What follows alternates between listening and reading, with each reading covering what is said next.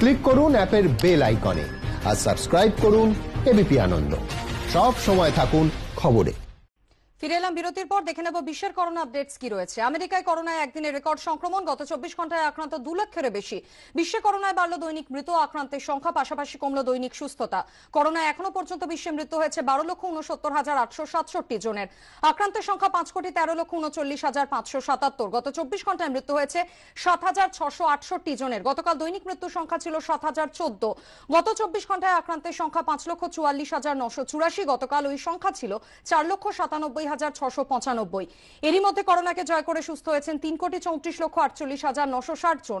গত 24 ঘন্টায় সুস্থ হয়েছেন 2,16,096 জন।